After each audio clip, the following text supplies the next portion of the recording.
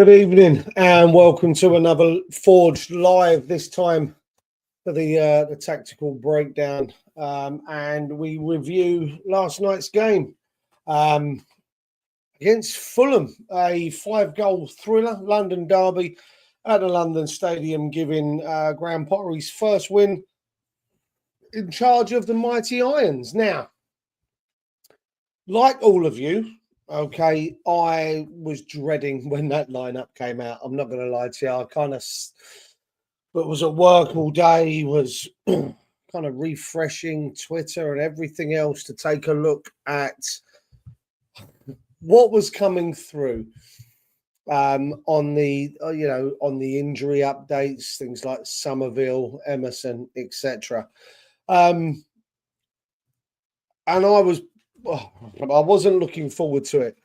Now, just quickly, pre-match at the Hammers fan zone, in conjunction with the West Ham network and the guys over there. They managed to get Thomas Repka to the Hammers fan zone, did a meet and greet, did a few photos. I know a few people that went up there. A couple of close friends of mine had gone. Gutted I couldn't go. Got to meet Tom, and all round genuinely nice guy, according to the guys that went. And I'd say I'm a little bit jealous. And then the lineup came out, and I wasn't anymore, to be honest with you. I'll bring it up now for you. That's your lineup. And we all know, don't we? Right? We all know that we were slow as molasses, really, aren't we? Let's be honest. Let's take a look at that. The only pace we really had was down that right-hand side. So Fabianski kept his place in goal.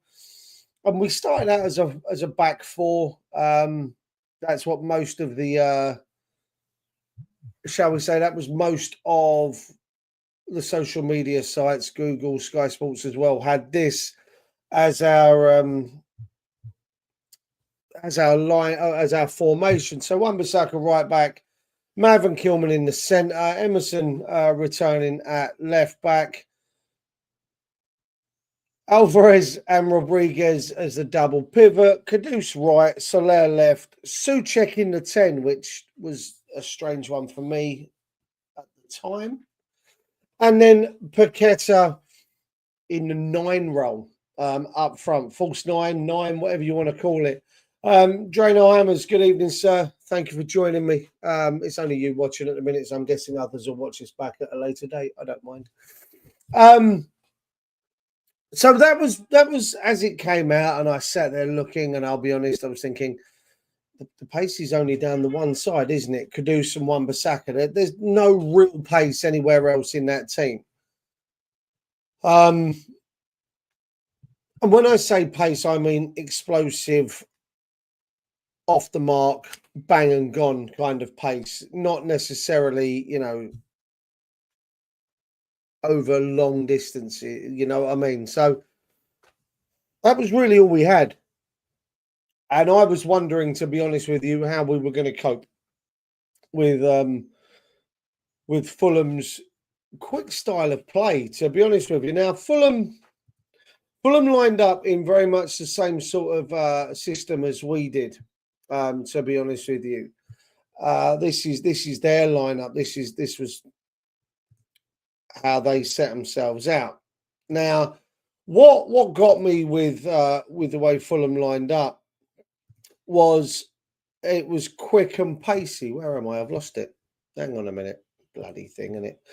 It was quick and pacey.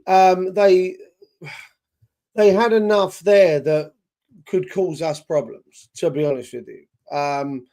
Iwobi, Emil Smith-Rowe, although they're not, as I said, that explosive pace, it was more, they had the legs to get going at us. Wilson as well.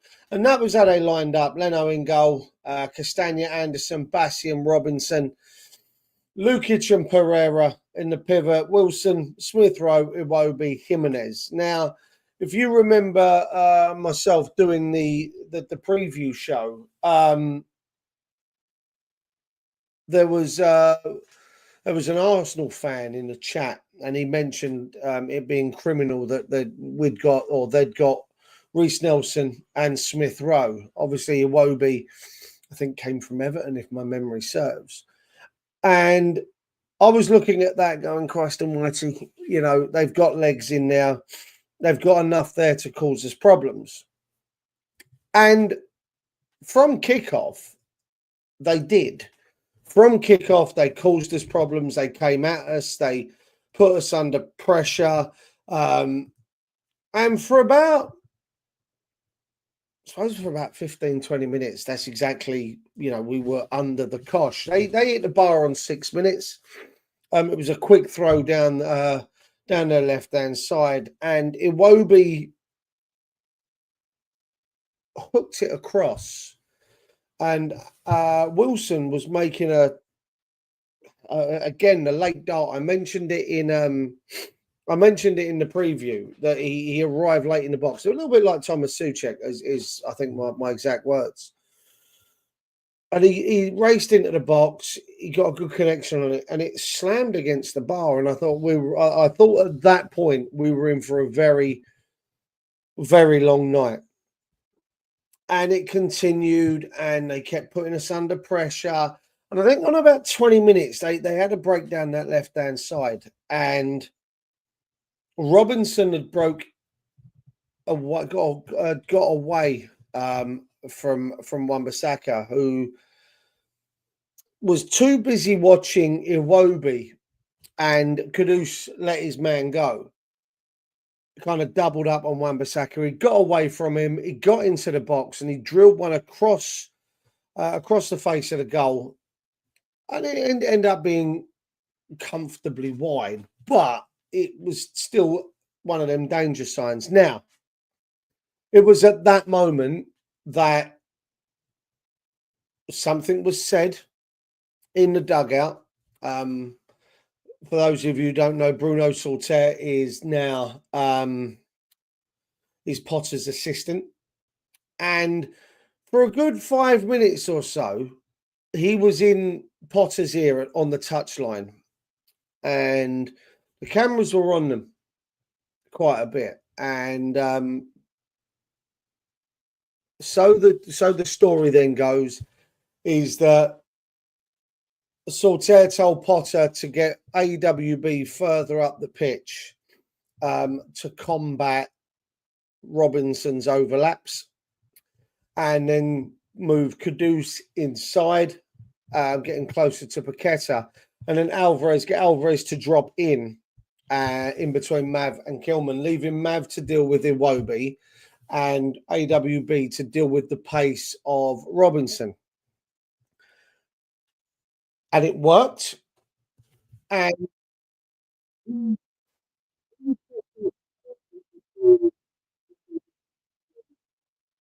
the pitch.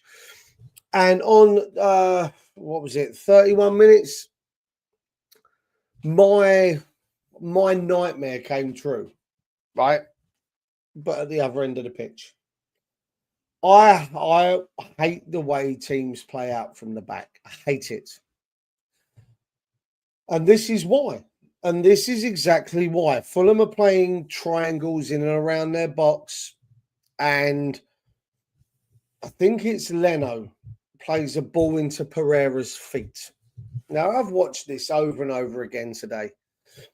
Plays the ball into Pereira's feet, who probably quite late gets the call of man on as Alvarez is absolutely steaming down and closing him down. I don't put the blame on Pereira here. I put the blame on Leno for seeing Pereira, seeing Alvarez behind him and still giving him the ball.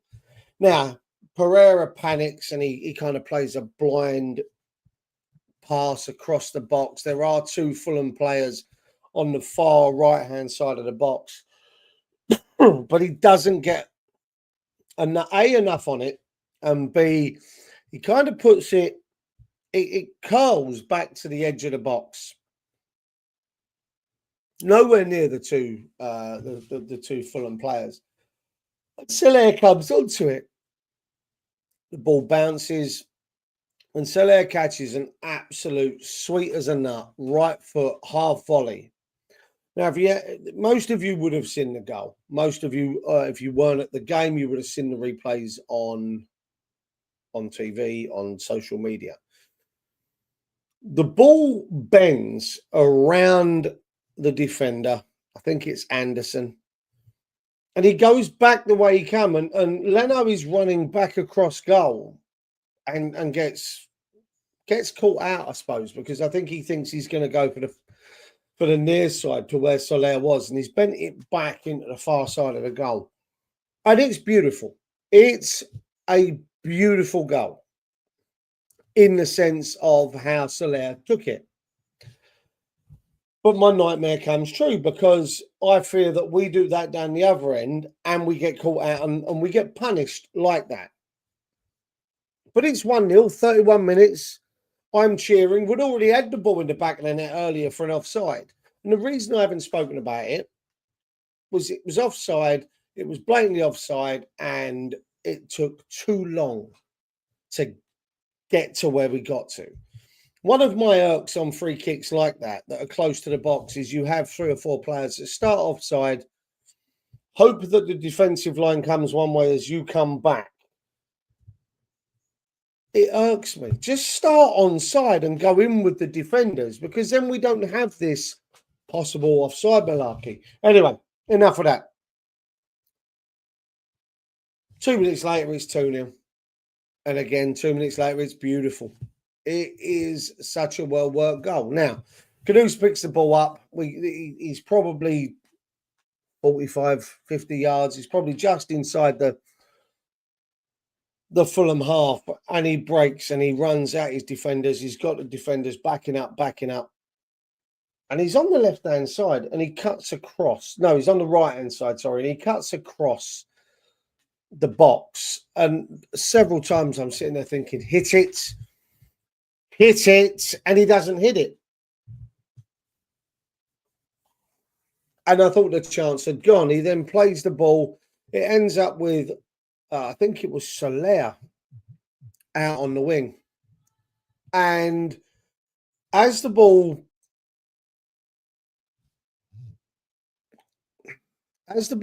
comes to Soler, far side of the goal is Aaron Wan-Bissaka. And you see the hand go up, you see Soler look, and he just dinks a slightly overhit ball for me across the box. And Wan-Bissaka has to get there, and he pulls it back stunningly into the path of Souček. Now, Souček is, and I will say this again, the player that fans love to hate. Every time people put up their predicted team sheets, all the rest of it, I've been guilty of it in the past, I won't lie. He's the player that's dropped. He's the player that's removed from the lineup. He's the player that fans don't expect to see. And yet he's survived the 2 managers that have replaced the man that brought him in, right? He's got the armband on. And he gets there, and the technique on the finish isn't the best, right? I watched the goal live last night on TV, and for what a finish. He's caught that on the up, and he's put it into the roof of the net. Technique, perfect. No. Watch it back. He actually puts the ball into the ground. And because he puts the ball into the ground, it blows Leno out of the water. He doesn't know where it's going. And of course, it bounces and it goes up into the roof of the net. 2-0. Fantastic. But I still didn't feel comfortable. I still wasn't overly happy with the fact that, not overly happy. I was happy. I wasn't overly confident that we were going to see this at 2-0. Do you know what I mean? We get to half time. There's a few bits and pieces that go on, but we get to half time. It's 2-0, and I'm happy. I'm guessing all of you guys were happy. The fans in the stadium were happy. And we're 2-1 up. 2-0 up. fantastic. I jump on. I reply to a few comments on social media, on Twitter and stuff, and it was a great feeling. Here we are winning 2-0. Everyone was in a buoyant mood. Didn't last long though. Didn't last long. We come back out second half, and 6 minutes into the second half, I'm not sure. I'm not putting the blame on Fabianski for this one. Okay, ball comes in. Now, as far as I'm concerned, Mavropanos should just absolutely smash that out of the park, get it gone. Don't care. As a centre back, and I played there in my younger days. You're always told to clear the danger, regardless of what. Clear the danger, get it gone. It's got to, and he doesn't. Now, unless he's got the call from Fabianski, and watching replays over and over again today, he doesn't get the call from Fabianski. Fabianski doesn't make a sound. You can see the camera angle shows that he doesn't say anything. So he leaves it. Is it Jimenez? Acts like he gets a touch, goes in, 2-1. It's given to Iwobi eventually. And there I am now, fingernails, oh my God, here we go.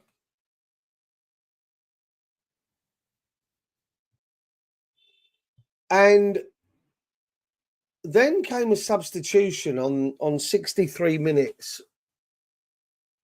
that I myself on Twitter grabbed my phone.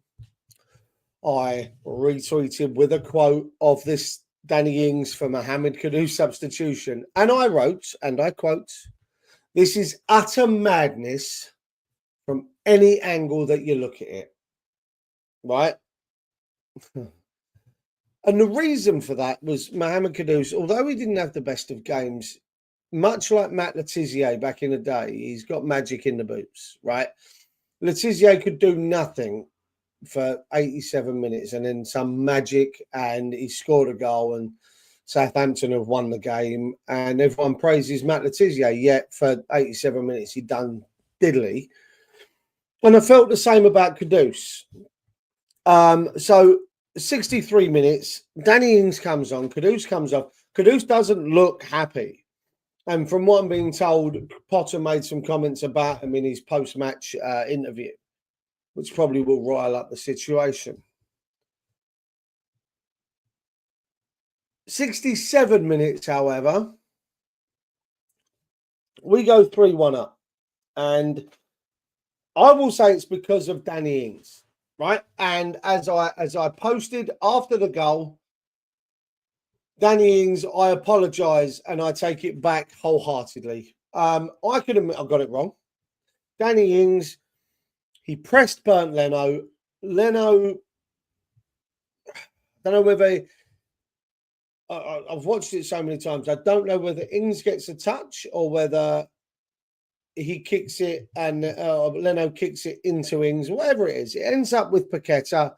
And again, a lovely first-time pass. Bosch, first-time shot, sorry. Bosch, 3-1 West Ham. And here we go. We're back 2 goals in front. But I still didn't feel confident.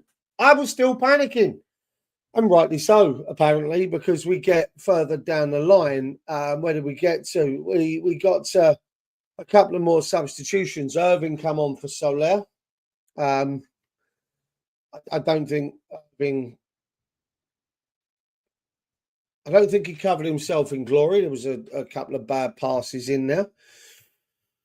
And then on 78 minutes, Iwobi does almost the same thing. Almost the same bloody thing on the first goal, except this one he kind of floats over the defender. So I think Fabianski's anticipated Wilson getting a touch, and if he gets a touch, I believe Fabianski saves it.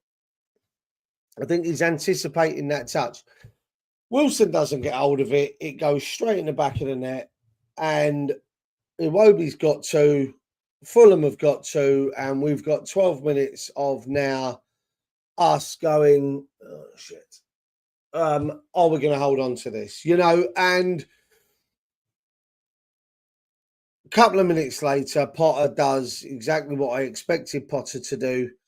Cresswell comes on for Emerson. Ollie Scholes comes on and gets some more minutes, which I'm really, really happy with. He came on and replaced Rodriguez. And then Ollie Scholes does himself wonders. Literally, we are talking the last couple of minutes of the game. Fulham put the ball into the box. It's headed back across goal. It then fumbles around. It goes back out to their left. Wan-Bissaka actually dives in and gives a cross to Fulham. He drags it back across the box. I think Scholes blocks the initial shot. It comes out to Traore. And Scholes literally closes the space between the ball and the goal. Like, literally, he's on top of it. Which then forces Traore to slam the ball probably 6 foot over the crossbar. And as that happened, Danny Ings ran towards Ollie Scholes. He gets him in a headlock. He rubs his head. He gives him a big hug, whispers something in his ear. And I think that's brilliant. That's fantastic by Danny Ings. The experience that Danny Ings has. This is a youngster. He's saying to him, you know what? Superb. Love that. Brilliant. And we go on and we win it. And as I said at the top, it's a 5-goal thriller. It's a London derby. I'm absolutely buzzing off the back of it. And it's a result that no one gave us a hope of getting. If we're honest, no West Ham fan, right? No West Ham fan that saw that lineup at the start of the game gave us a hope of walking away with 3 points. We were hopeful. We weren't confident. I wasn't confident when I saw that. That there is not a team that, oh Christ almighty, you've got, what, 6 defensive players there, really. Could say 7 if you bring Souček into more of a defensive midfield role. But, we'll go 6. No recognised striker in the starting lineup. On the bench, yes, but none of us were confident he was going to come on and do anything. And yet we come away with 3 points. Potter gets his first victory in his first game at the London Stadium. His first Premier League match as manager of West Ham. He picks up 3 points. And we now go into a game against Palace on Saturday. I feel buoyed by what I saw yesterday, not wanting to see that lineup again, but knowing when we did have that lineup, we got 3 points. Wasn't pretty, wasn't spectacular. It wasn't a capitulation that we thought we might see. It was a strong, determined, hard-working performance. Now, my man of the match was Lucas Paqueta. I personally think he had an absolutely fantastic running battle down there, our right, their left. He had an absolute battle with, is it Anthony Robinson? I thought them two were literally at it all night. One had fouled the other one would roll around on the floor. I'll let you figure out which one that was. Yet, when needed, Paquetá stepped up and showed what he's capable of. As Drainell says here, what a difference in effort, running, closing down and team spirit. Team patting each other on the back, cheering each other on. Paqueta, different player. Spot on. Absolutely spot on. It's like they were all playing for each other. There was no man out there wanting to do it himself or playing by himself. They were in that as a unit. Thomas Souček, people saying to me that he's not going to fit in a possession-based team. I'm not sure if anyone has seen the clips doing the rounds. I think it's on Hammer's Reels on X. He receives the ball in quite a tight space. He's got a Fulham player right behind him. Kind of Cruyff turns himself out of it, and then lays it down the wing. Thomas Souček is proving us all wrong. And I will put myself in there because I thought he might be taken out of the team. But Thomas Souček, for those of us above a certain age who remember the likes of Mad Dog Martin Allen, Julian Dix, who else can I give you? Thomas Repko, who was at the game last night. These were not the most talented, skillful players in the world. But what they did give you was blood, guts, and a determination. They left it all out on the pitch. And when I watch Big Tom play, I can say the same thing. Thomas Souček will bleed for this club. He has bled for this club. I, for one, am glad that Thomas Souček plays for West Ham United. Because he would be loved elsewhere he goes by fans that love his never say die attitude. I will die for this club attitude. There is a little part of me that's concerned he won't be a West Ham player come the end of January. There is a little bit of me that's concerned that both himself and Soufal could follow a former manager up north to Merseyside. I hope not. I really hope not. I want to see Souček at my club for at least another season. He deserves that. He was my man of the match runner-up last night. Paqueta got it. Souček was a very close second. We got the win against the odds, despite what people thought, despite what a lot of West Ham Twitter or X pages were saying. There was a lot of downbeat, miserable kind of tweets that went out right after this lineup went up.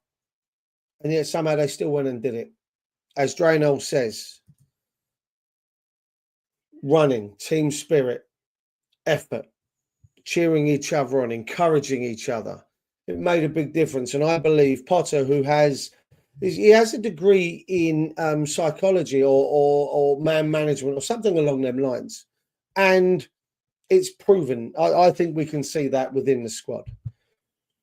We'd like to say we go again against Palace on Saturday. Hopefully, we'll have some news on Todibo by then. We'll have some news on Somerville by then. Maybe we might have signed someone by then, but I'm not holding my breath. We seem to be linked with about 40 players at the moment, according to the press. Michy Batshuayi was linked and now has been poo-pooed by the club. It's not happening. That's so 2015, which it just means that David Sullivan's opened up his book and gone, oh, wash, rinse, repeat. We do that again. I like the look of is his name Evan Guessand from Nice in France. I like the look of him, but apparently the fee involved or the finances involved might be a little bit out of our region, despite the fact that we've made a £50 million bid for John Duran again. Don't believe it. Let's just wait and see what happens. Let's wait until we see the players' name on the dotted line, holding up the shirt with Steiden, whether coming over on a jet or already at the training ground. I'll be back to do the preview, the tactical takeover for the Palace game. Thank you for joining me. There's been a couple of you on and off. I don't mind. There's probably other channels going live. Drano, if Pot can change the effort levels and confidence to try things in 3 sessions, what can he do for the younger players on the fringe? Just before I go then, Drano, listen, looking at the fact that so as I understand it, Orford, Casey and Scholes have been told they will be training with the first team from now on. They'll be with the first team going forward. And how he then chooses to use them, we'll wait and see. Obviously, Scholes has been used a couple of times now. Orford, I think you sacrifice a little bit if you put him into that team yesterday. But I would have liked to have seen him come on maybe instead of Irving. But again, backs to the walls kind of thing. It's a bit more difficult for Caelan Casey because, again, you're the last line of defence. I'd like to see him given minutes, maybe the last 10 minutes if we're winning the games and we look like we can see it out. But those youngsters will be buoyed by the fact that Ollie Scholes has got, 70 minutes, 75 minutes the other day, 10 minutes, 15 minutes yesterday with the added time. The rest of the players in the under 23s or under 21s must be sitting there and looking, going, well, there's a chance. Those boys have been called up. George Earthy at Bristol City. He's not having the best of times, but he comes back and he works with these new coaches. There's no reason why he can't progress. Freddie Potts, Callum Marshall, Patrick Kelly. Callum Marshall's having a blinder. Huddersfield Town, he's having an absolute blinder. Freddie Potts, absolute blinder down on the coast at Portsmouth. I'll be interested to see once we get this season wrapped up, when those boys come back, what Potter does next season. Those boys could save us a hell of a lot of money in the transfer window. Players like Potts, Gideon Conjures on loan at Wickham, doing quite well. I'll be interested to see what we get out of him. I'd like to see Orford get minutes against Palace on Saturday. I'd like to see Scholes get some more minutes. He looks like he's the real deal, Ollie Scholes, and he's one of our own, isn't he? So, of course, we're going to get behind him. If you haven't already done so, guys, as the banner says at the bottom, please like the video. If you haven't already done so, subscribe. That'd be very much appreciated.